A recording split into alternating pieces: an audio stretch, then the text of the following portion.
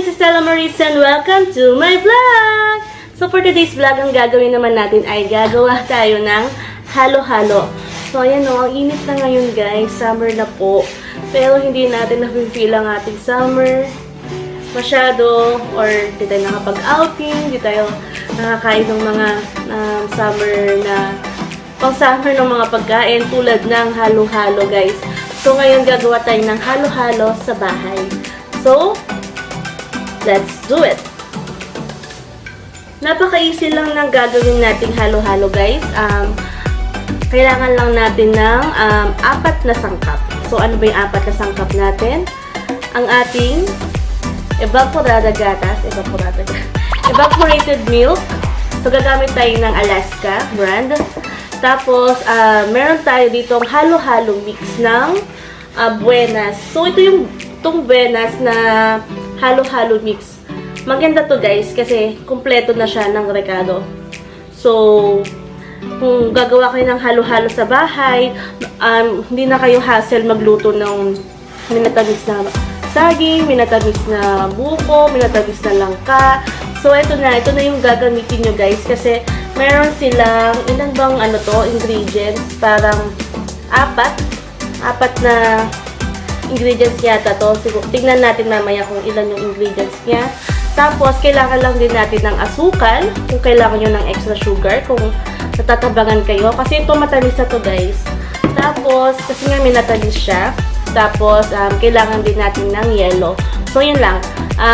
Sugar, evaporated milk, tapos bumili kayo nitong Buenas halo-halo mix, tapos yellow and sugar. Yun lang. 4 lang guys. So, let's start.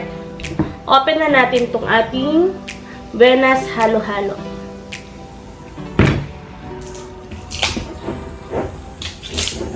So, ang kakailanganin ko lang na materials dito ay ang ating kutsara at ang ating lighter. So, bakit ba kailangan ko ng lighter? Kasi guys, hindi ito, mahirap siyang buksan. So, bibigyan ko kayo ng tips para mabilis buksan yung mga ganitong So, ayan, papainitin mo lang para daw yung sa loob niya na plastic is lumambot. Ayan. So, don't worry guys, hindi yan sasabog.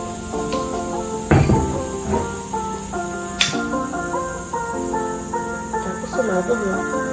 Hindi natatakot din ako, pero nakikita ko yung mga tita kong ginagawa nila. Okay, try na natin. Kuha lang ako ng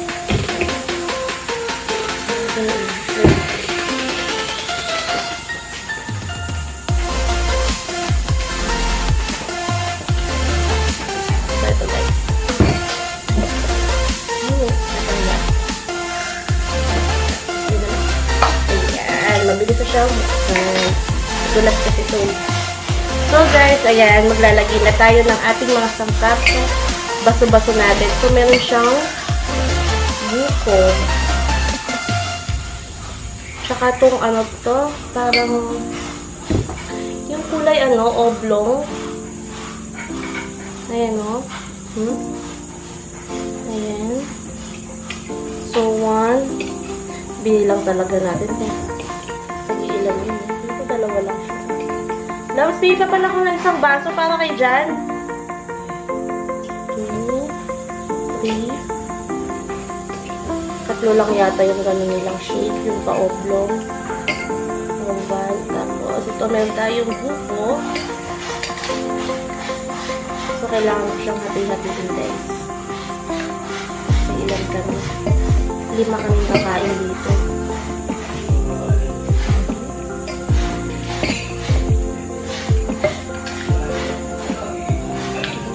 Lang ka. Okay.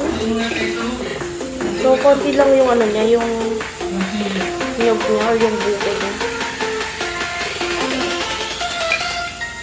So, habang naglalagay ako ng mga ingredients guys sa mga baso-baso, nagkukod-kod na ng yelo yung aking gano'n. So, teamwork guys. So, para kayo dyan. Ayun. So, tapos ayun nga, meron siyang mga buko. Ito yung buko na guys. Ay, tapon. Ayan. Minatalis na siya ng buko.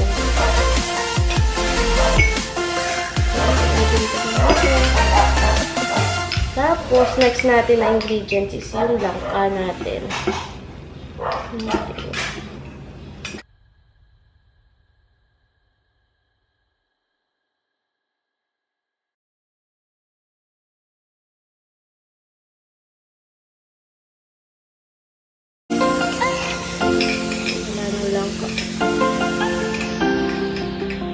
So, ating kapatid talaga dapat. So, ito next natin na ingredients is yung beans. So, isa, dalawa, tatlo, pang-apat na natin itong ingredients. Yung beans natin. Okay. So, dala-dalawa muna. So, ayan, may natabi ko siya, guys. Ang ilan na yan? Dahil hindi ako nagbibilang. 1, 2, 3, 4, pang 5 na to. Medyo madali-dali yung natabi ko nila.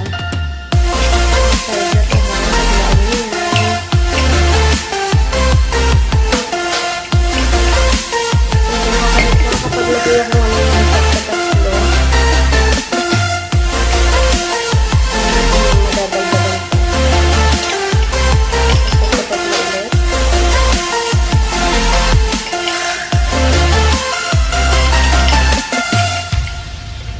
Marami siya, guys. Marami. Natadi ko nila. Sige, ayun. Damihan na natin.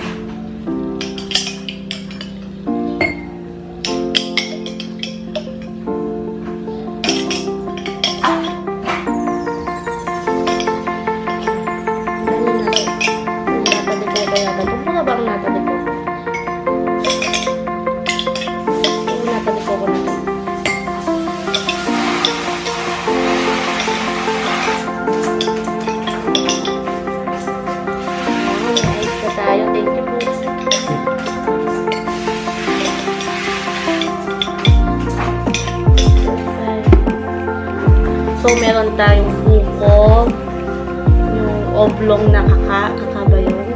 Tapos, langka, beans, nata de coco, tapos meron na naman tayong beans. Paano po nang tawag dito sa beans na to? Tapos naman tawag sa beans na to?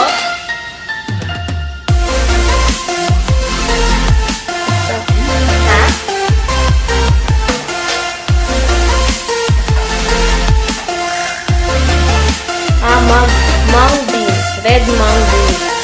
Ayun, so may ekpan. Ayan, red beans.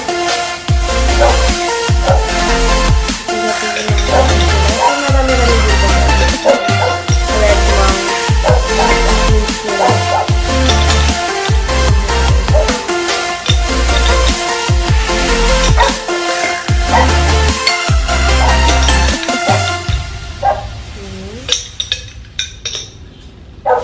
So, kung kahapon nakagawa ko ng 4 na baso, ngayon nakagawa ko ng 5 baso.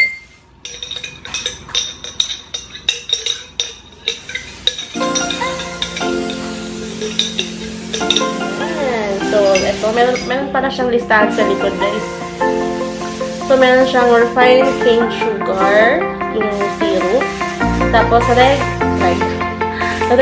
mung beans, tapos coconut gel, water, sugar, palm fruit. Siguro ito yung yung oblong kanina. Tapos jackfruit, makapuno yung ating buko, white beans, ayan yung white beans natin. So, meron siyang 1, 2, 3, 4, 5, 6 na ingredients. Isang bote ng Buenas fruit mix and beef. Halo-halo mix. Ayan. So, ngayon naman guys, maglalagay na tayo ng ating yelo. Kinugpud ko. Kinugpud ko na guys. Kinugpud ko. Ay, dami. Lagyan na natin siya.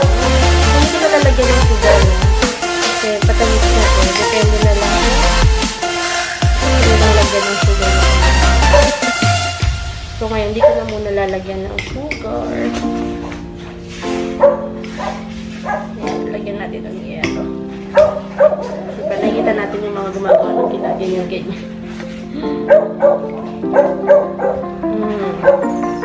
Wala na tayong isa, guys.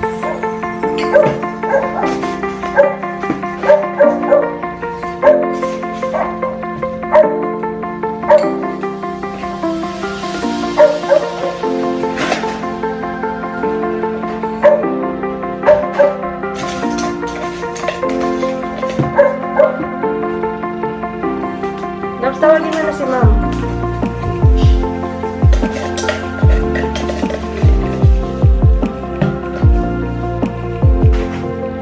Okay.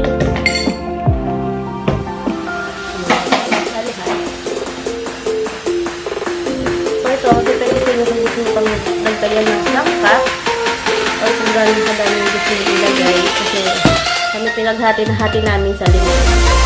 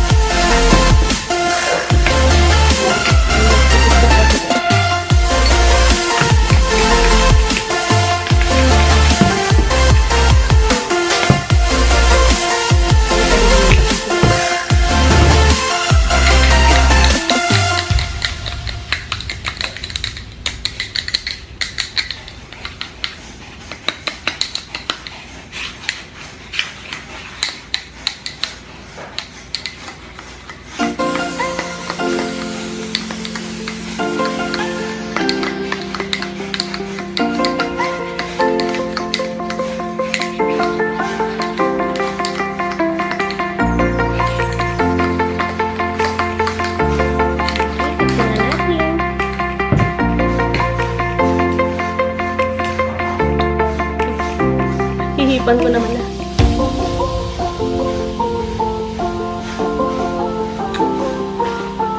Ang lamig. Masarap siya, guys.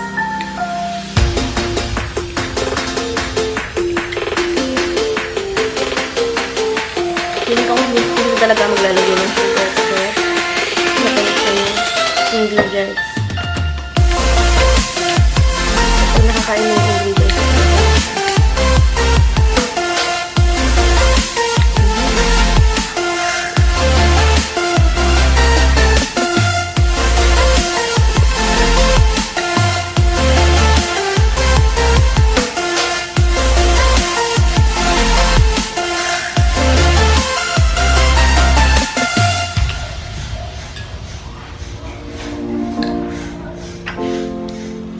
Malamig.